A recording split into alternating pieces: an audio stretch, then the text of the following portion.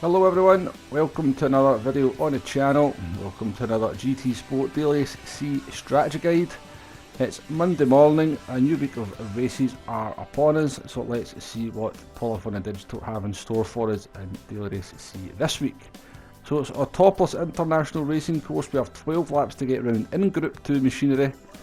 We have fuel at times 2, tyre at times 6, and we only have the racing hard tyre available. So once again, for the third week in a row, we have no mandatory tyres, which is a little bit disappointing in my opinion.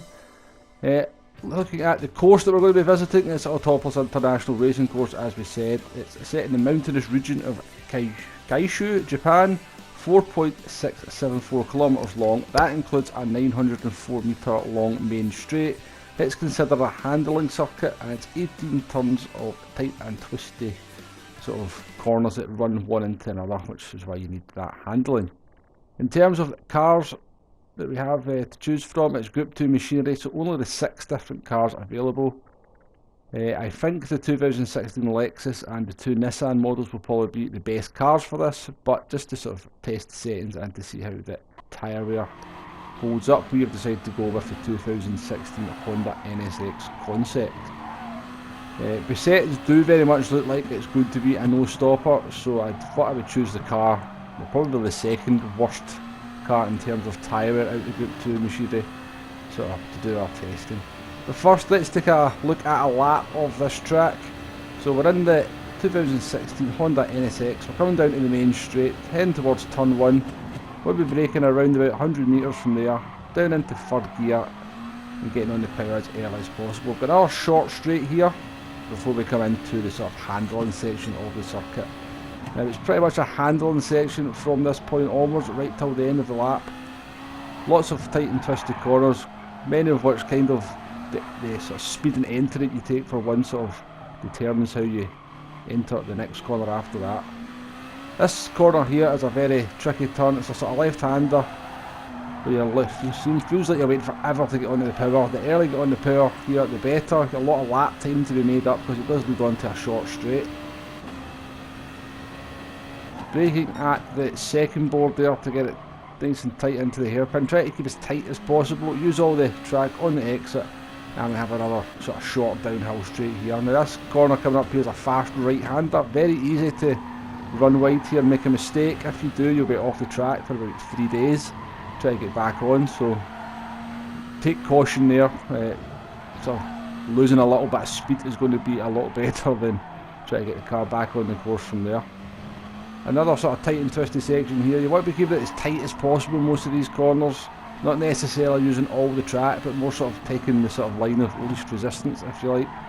This last corner here, keep it nice and tight as that sort of escape road comes into, or path sorry, comes into view. That's around about when you get on the power.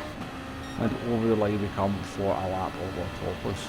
Now we've got the fuel up on the screen there. You can see we've got 22 laps remaining, so fuel is absolutely no concern whatsoever in this one. Which is not really a surprise given it was only times 2 fuel. So as we said, it very much looked like the settings were just going to be a one-stopper. Sorry, a no-stopper. I'll reiterate that. It looked like the settings were going to be a no-stopper. So that's what we are doing here. We jump forward to lap number 10. This is where the sort of tyre wear I felt kind of started to kick in and really sort of compromise my sort of speed and lap times. We never really did very much practice before we sort of head out in this run, so the lap times are a little bit slow. Fastest lap there being a 1:39.1. I did have another kind of blast after this as I was sort of testing the pit lane loss, which we'll look at later, and I did do a 38.5, so I did have a good bit more speed in me. But you can see there laps sort of 10, 11 have kind of have dropped into the 1 minute 40s. I think one of the laps were compromised by the AI, the other one just had a mistake. But we come over here to finish the race with a 1:40.2. So the tyre wear does get a little bit sketchy for the last quarter of the race. But as we're about to see, it definitely looks like the no-stopper is the way to go. But as always, I do always sort of test to see if there's an alternative strategy. First thing we're going to do with that is obviously to sort of take a look at the pit lane loss, because that really dictates whether making a pit stop is worth it. So into the somewhat tricky pit lane of Autopolis, very easy to put the car in the barrier there. Many a driver's fallen foul of that. We take on a new set of tyres. Car's stationary for quite a long time, 5.8 seconds. And you can see that pit loss is actually quite substantial, 10.6 seconds.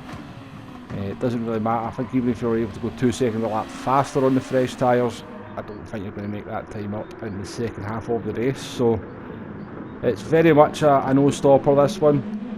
It's a little bit disappointing. I think that's the third week in a row it's just been a no-stopper with very little strategy. A little bit disappointed at MPD giving us another race of the same kind of stature, if you like.